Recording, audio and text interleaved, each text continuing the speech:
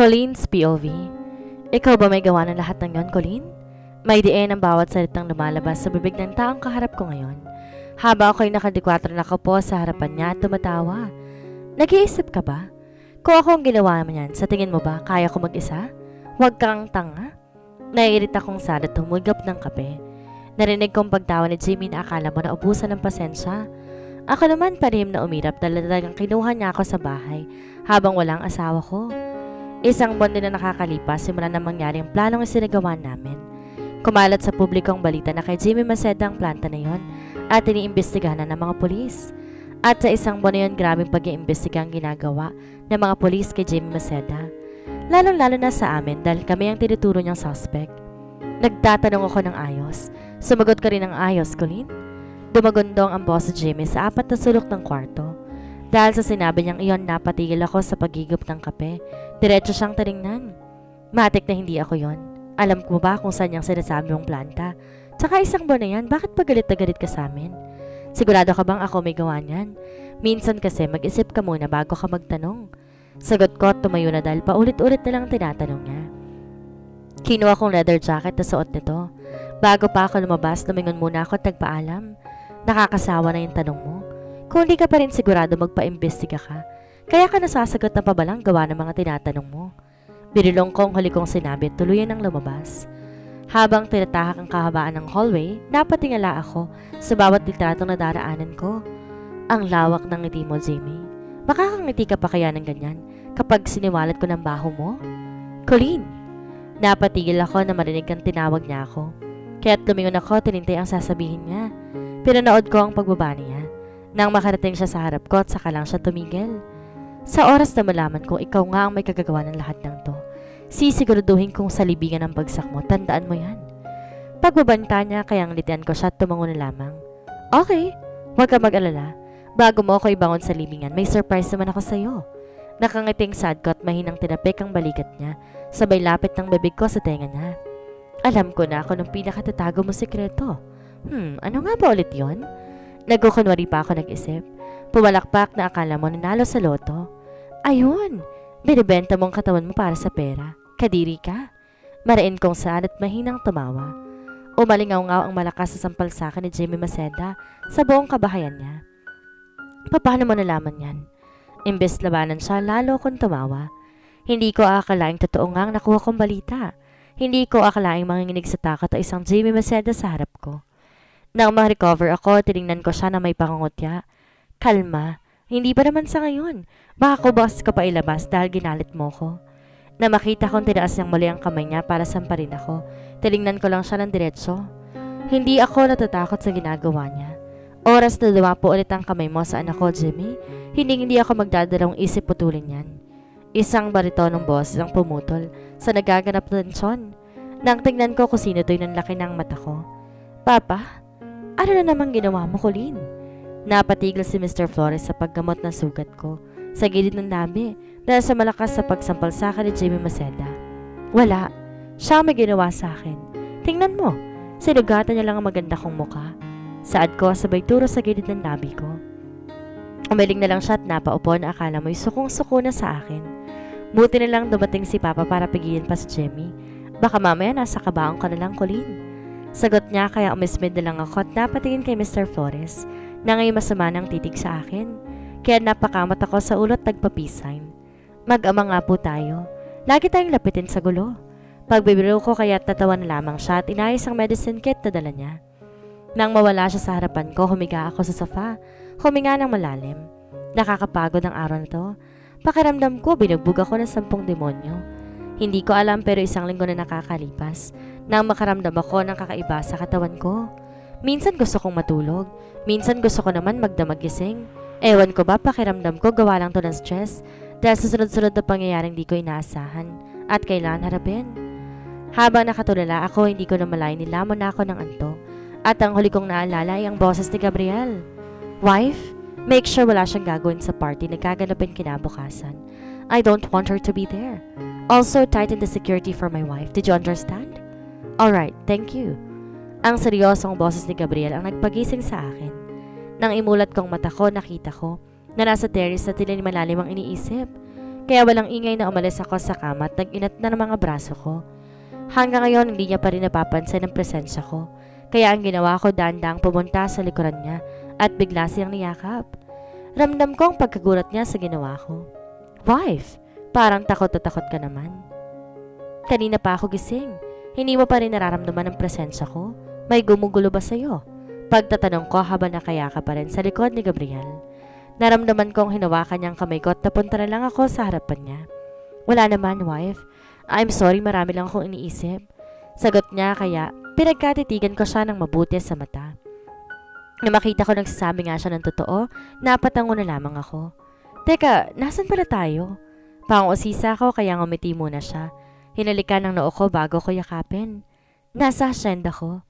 Asyenda mo? Paninigurado ko at umalis sa pagkakayakap sa kanya. Nilibot ko ang paningin sa lupain niya dahil kitang-kita dito ang lawak na lugar na kinatatayuan namin ngayon. Sa entrance pa lang may malaking fountain na talagang sasalubong sa'yo at talagang green na green at maraming nakapalibot na bulaklak sa lupain niya. Sa kabilang banda naman mint garden at swing na nakatayo dito. Sa dulo may maliit na resort na pampamilya lamang talaga ang pwedeng magamit. Di ko maiwasang mamangha sa nakikita ko ngayon. Pamana to sa akin ng lolo ko. Paliwanag ni Gabriel kaya namamangha ko siyang talingnan. Nasa na siya? Wala na. Namatay na siya. Ano palang kinamatay ng lolo mo? Pang-usisa ko at nakita ko pang pagdaan ng galit sa mga mata niya nang tanungin ko iyon. Pinatay siya ng taong kilalang kilala ko. Ani at diretsong tumitig ang itim na itim niyang mga mata. Kaya hindi ko maiwasang kilabutan at iiwas ang paningin ko sa kanya. Anong gagawin mo sa taong yon?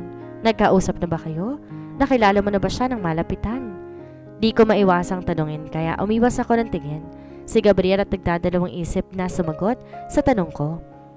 Gab, dahil nakuha ko ng loob niya, pababagsakin ko siya, kagaya ng ginawa niya sa lolo ko. Nang marinig ko yon, di ko maiwasang masaktan at kumirot ang puso ko sa narinig. Hindi ko namamalaing tumutulo na pala ang luha ko, kung di lang to punasan ng taong nasa harapan ko.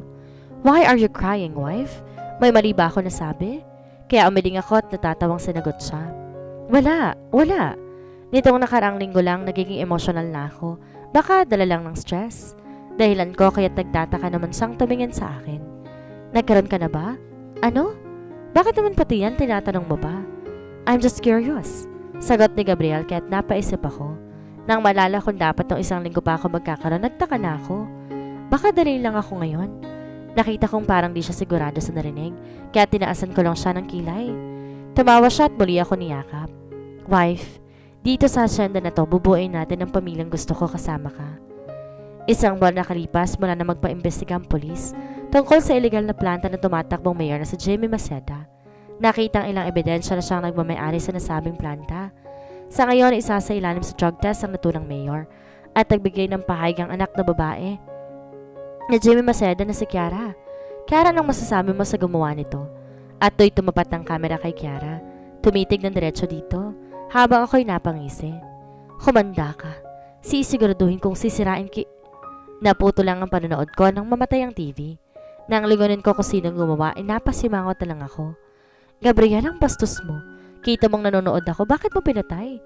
Naiirita akong tanong at muli, sumubo ng manggang kinakain ko ngayon kaya dito dumako ang atensyon niya.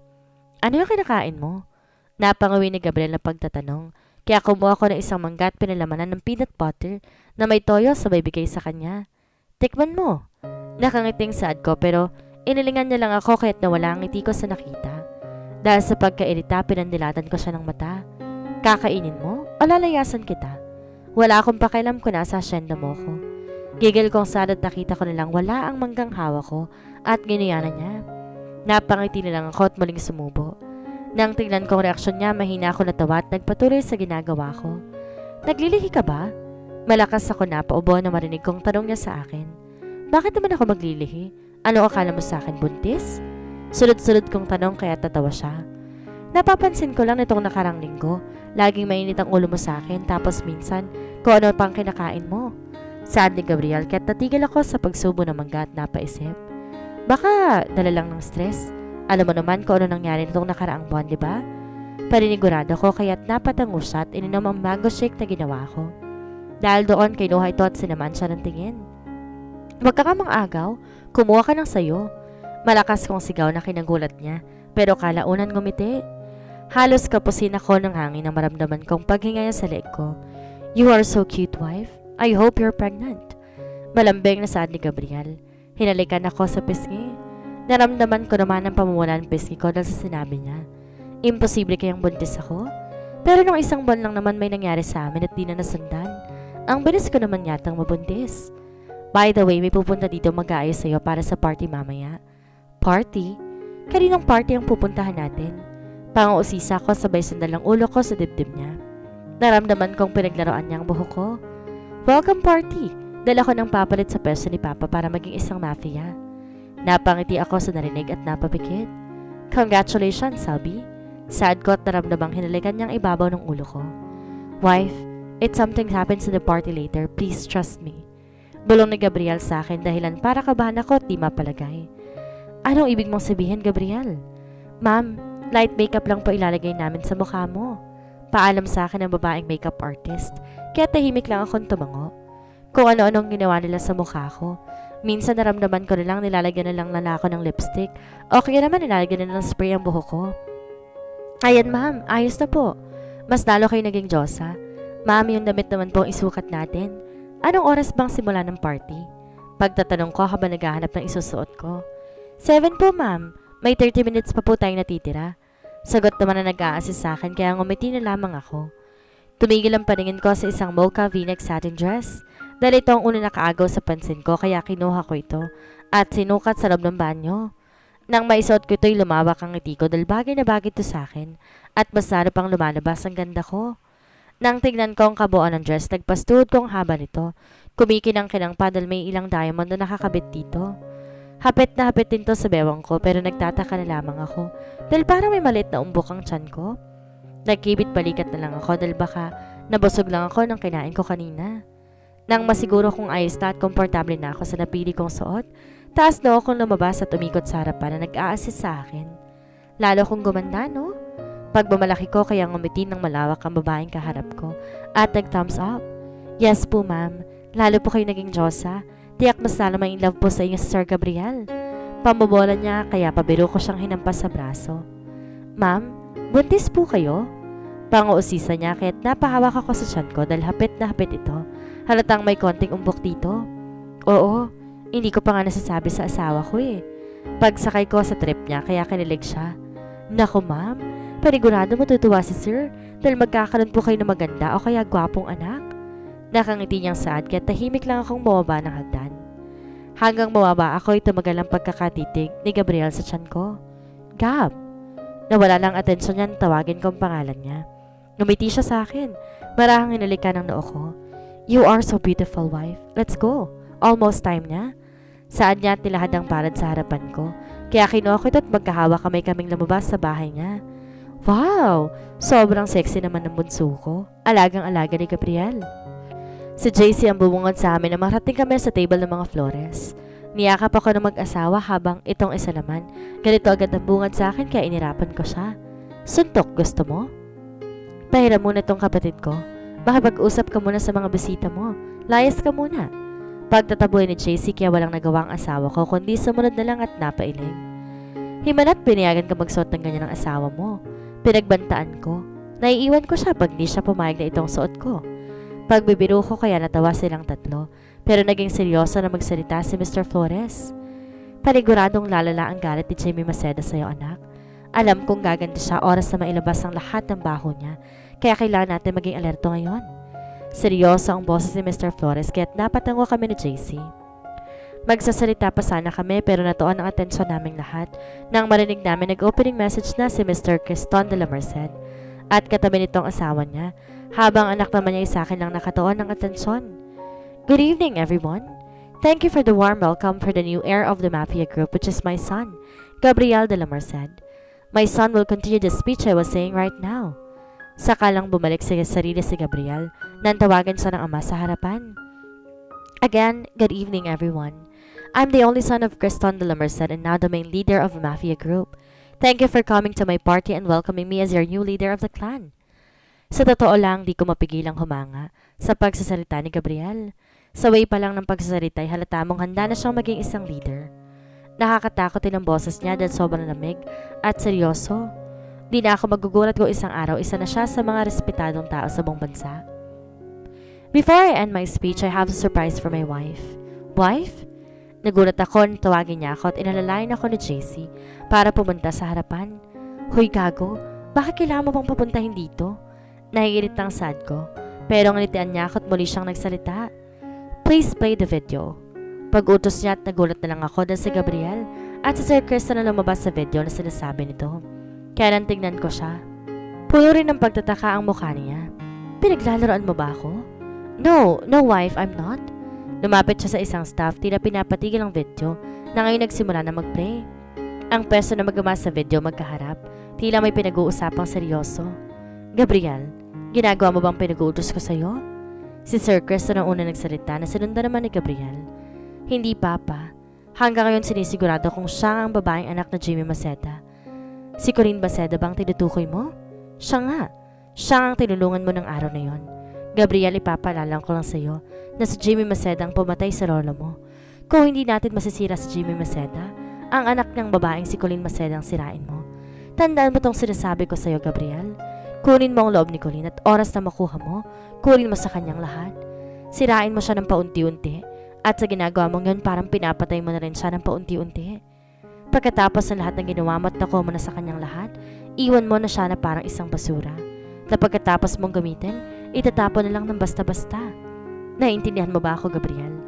At oras na magawa mo yun, ikaw nang isusunod ko sa pagiging leader ng mafia. I understand it pa. Just give me more time to do it. At doon natapos ang video. Nahigit ko ang pag-iyak ko dahil sa mga narinig ko.